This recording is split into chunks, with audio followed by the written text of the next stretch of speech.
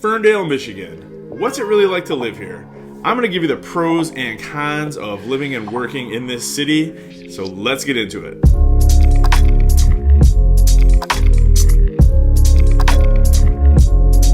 Greetings from Ferndale, Michigan. I get questions all the time for people who want to know what it's like to live and work in this city. Personally, I've lived in a lot of places around Metro Detroit and actually around the country, and I can honestly say Ferndale is the favorite place that I have ever lived. I'm going to tell you the good things and the bad things about living in Ferndale, and trust me, it's mostly good. There's not very much bad about living here, but I just want you to be as well informed as possible about what it's really like to be here, and make sure you watch this video till the end because I'm going to give you one of my favorite hidden gems in this city at the end of this video. And if this is your first time coming to my channel, how you doing? I'm Deroit Werenka. I'm the broker owner here at M1 Realty. We are the largest real estate firm in the city of Ferndale. We've been in business in the city since 2014. We've grown it to the biggest real estate firm in the city.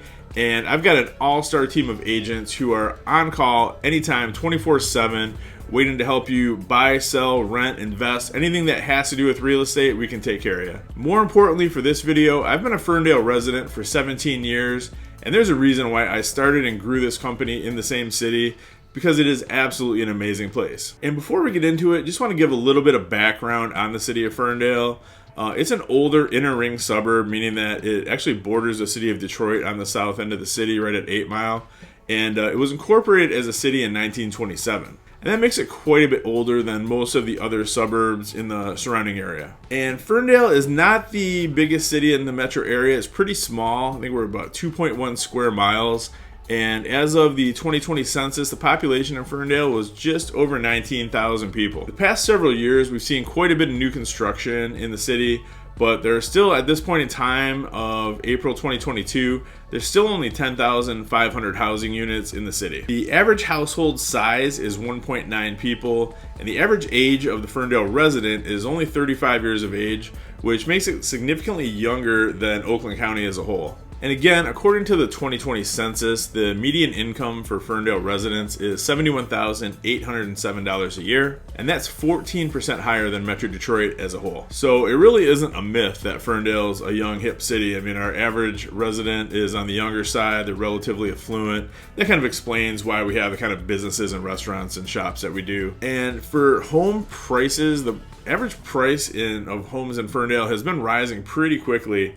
I mean, Ferndale is one of the more desirable places to live in the metro area, and the average home in March of 2022 sold for $239,256, which is a increase of 6.4% in just 1 year. But enough about that boring stuff. As far as places to go, Ferndale is full of incredibly unique shops and restaurants and bars.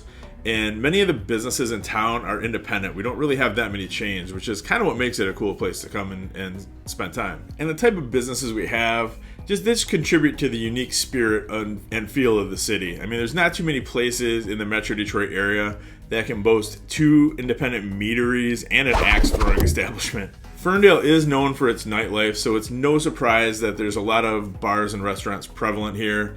And among the most popular places in town are Bobcat Bonnie's, the Fly Trap, Boogie Fever, Inyo, the Emery, the Wab, aka Woodward Avenue Brewery. All those places just bring their own unique flavor to downtown Ferndale. And that's not to say that there's only bars and restaurants in downtown Ferndale, because that's absolutely not the case.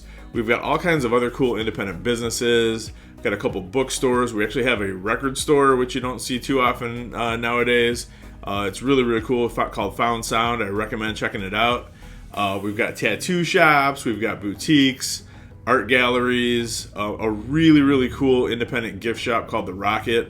Again, one of those places you have to go and check out. It's, their inventory changes, daily almost. It's every time you go in, there's something new and cool to check out and gift your friends and family. And probably the most well-known, most popular non-bar restaurants establishment that we have here in Ferndale is the Rust Belt Market. The Rust Belt is open Friday, Saturday, Sunday, and it's basically an artist market where they have up to 40 independent shops where you can go and browse and purchase independent locally made goods and services. And more recently, they've actually included an event space that you can rent out, as well as a full-service bar complete with poison arrow frogs and Venus flytraps, because why not? So you can come to Ferndale and visit. You can spend a whole day here just seeing the sights, just walking around downtown. It's a really cool place. Everybody's friendly. There's lots of really great shops to go to.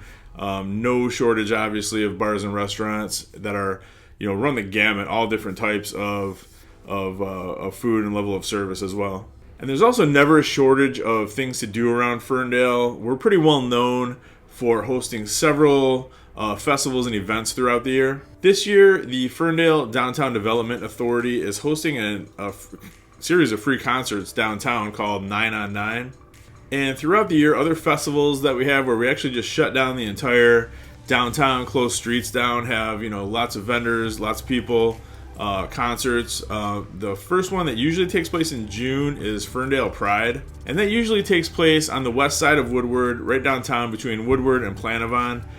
Takes over a couple streets right downtown, and is a great one-day festival that just highlights the diversity and culture of the city. Another really, really cool, very unique festival that we have that usually takes place midsummer. The dates haven't been announced yet, but it got canceled last year due to COVID, but from everything I've heard, it's on this year, is the Front Porch Concert Series. It's really a cool, fun concept where I think they had, last time they did it was like 80 bands, and they had, there were 40 or 50 houses throughout Ferndale, mostly, within a half mile of downtown, where the bands will set up on people's front porch and just play their set, and you can go from house to house and spend the whole day just seeing all kinds of different music and just walking around the city. It's a really cool, fun event, and I highly recommend checking that out. We'll put a link down below to their website, so once that's announced, definitely highly recommend coming to check that out. And probably the two biggest festivals that we have throughout the year are Pig and Whiskey, which traditionally has been middle to late summer, usually towards the end of July, which is a huge barbecue bourbon festival. There's lots of bands, some vendors set up. Last year, that got moved to Halloween weekend, and that was a really cool time of year to do it. So I don't know exactly when they plan on doing it again this year. Dates haven't been announced yet, but just keep an eye out. It's going to probably be either one of those times a year. Either way, well worth checking out and coming to town for. And by far and away, the biggest festival we have in Ferndale is DIY Fest. It's a 3-day festival. It takes place in usually the second or third week of September, and takes over the entire downtown. Really, really cool.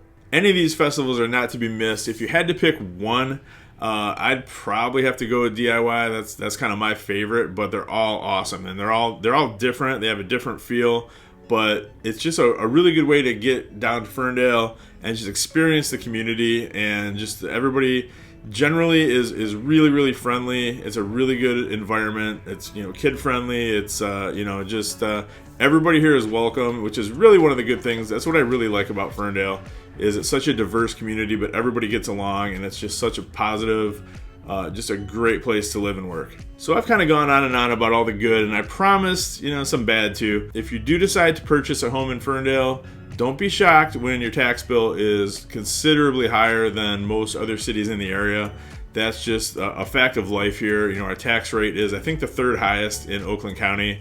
So you're going to be taxed quite a bit more for your home than you would in almost any other city that you could move into in the Metro Detroit area. But our city services are second to none. We have excellent city services. There's always stuff going on here. So as far as I'm concerned, the good outweighs the bad when it comes to that. And I know I promised to share with you guys like my favorite little hidden gem in Ferndale at the end of this video, so here we go. One of my favorite little restaurants in the city of Ferndale is called Voyager, and it's about as far away from the heart of downtown as you could possibly get. It's actually just kind of like down the end of a residential street. It's almost to the border of Hazel Park, and it's tiny. But they have some of the most amazing fresh seafood in the metro area, and their menu is constantly changing. It's like always something different. It's so good. I just can't recommend it enough. So when you're looking for places to come and eat in Ferndale, definitely recommend checking them out.